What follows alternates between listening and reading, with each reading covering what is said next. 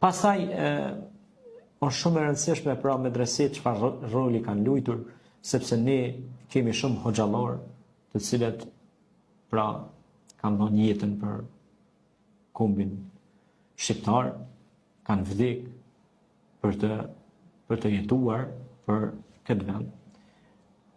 Kemi shumë shahid dhe dëshmor, janë edhe nga medresia, edhe nga medreset, që janë emrat e tyre dhe në enciklopedit shqiptare. Ne kishim dje një intervist me një shkrimtar, publicist, i cili kishte shkruar një libër Bardhësitë e Atdheut, e aty tha, i kam me qindra hoxhallar në biografi që kanë dhënë jetën për Kosovën. Ka për tyre që kanë lënë medresën gjys, e kanë kopë armën, se kanë thonë tash ka marrë koha e mësimit, tash është koha e luftës për me mbrojtë Atdheun. E kanë lënë, domethënë medresën gjys, e kanë lënë, e kanë marrë armët edhe kanë luftu kundër okupatorit poshtuesit slav.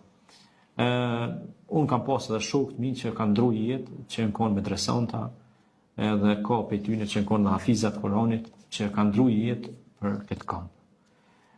Dhe medreset, fjala medrese, ne kemi shpjegu, vjen për fjales me atë dirase, që do të thotë me dhonë ders, me dhonë ligjerata. Qaj që diplomon medrese jep ders, jep ligjerata. Pra nëse te ke diplomën e medreses, ti je jaftë për me ligjeru. Pra mësohesh për me konë ligjerus.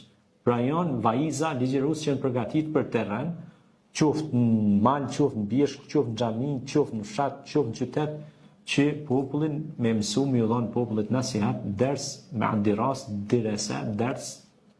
Kjo fjala edhe darë e është edhe si rrahje, si me të rejë, si thonë, ne ka rrah qenshtjen, për i thonë anaj ka nëna Shqipni, për i thonë ka rrah këtë qenshtje, nëra ka rrejë këtë problem. Kurse na thëmë e ka rrejë që të rrugë, e ka kalu që të rrugë, jesin forkemat njërë kur jetës, pra e rrah qenshtjen, e shpalos qenshtjen e Kuranit, qenshtjen e Sunetit, ato mësimet islame, pra jo mësën popullit. Pra e mësën popullin, jep ders, jep nasihat ders, pra